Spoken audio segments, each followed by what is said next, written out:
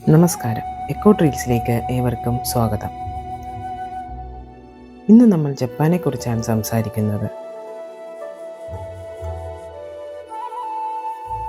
ജപ്പാനെക്കുറിച്ച് ഓർക്കുമ്പോൾ തന്നെ 1945 അമേരിക്ക അണുബോംബ് ഇട്ട് തകർത്ത ഹിരോഷിമ, നാഗസാക്കി എന്ന നഗരങ്ങളെ പറ്റിയായിരിക്കാം ആദ്യം മനസ്സിൽ വരുന്നത്. പക്ഷേ ജപ്പാനിൽ ഞങ്ങൾ കണ്ട കാഴ്ച തികച്ചും വിപരീതമായിരുന്നു.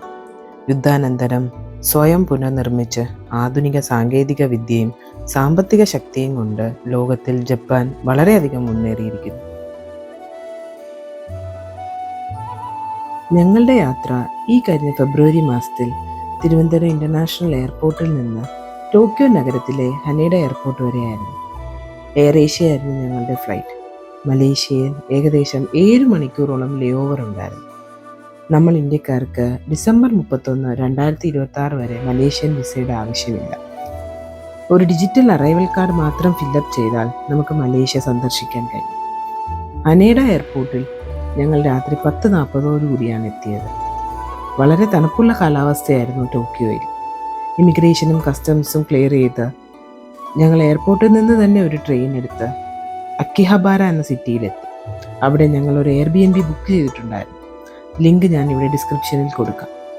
വളരെ കോമ്പാക്റ്റും ടോക്കിയോ പോലൊരു നഗരത്തിൽ അത്യാവശ്യം ചീപ്പുമായിരുന്നു ഈ Airbnb.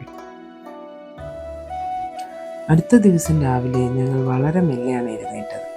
ഞങ്ങളുടെ ഐറ്റിനറി അനുസരിച്ചുള്ള യാത്ര ആരംഭിക്കുന്നതിന് മുമ്പ് ബ്രേക്ക്ഫാസ്റ്റ് കഴിക്കാനായി ഒരു ഇന്ത്യൻ റെസ്റ്റോറൻറ്റ് തേടി നടന്നു.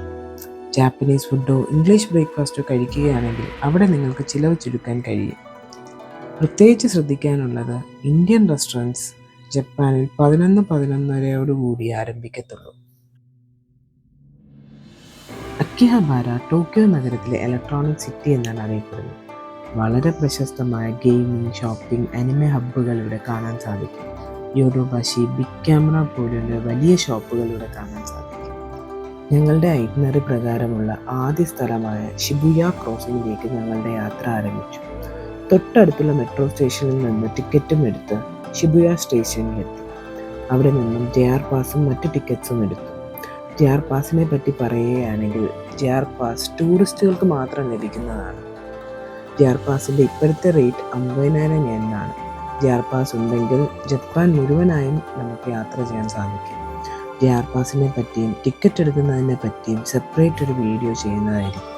ഷിബുയ ക്രോസിംഗ് അല്ലെങ്കിൽ ഷിബുയ സ്ക്രാമ്പിൾ ക്രോസിംഗ് എന്നത് ലോകത്തിലെ തന്നെ ഏറ്റവും ബിസിയസ്റ്റ് പെഡസ്ട്രിയൻ ക്രോസിംഗ് ആണ്. 3000-ലധികം പേർ at the same time cross ചെയ്യുന്നതിലൂടെ വളരെ മനോഹരമായ ഒരു കാഴ്ചയായിരുന്നു.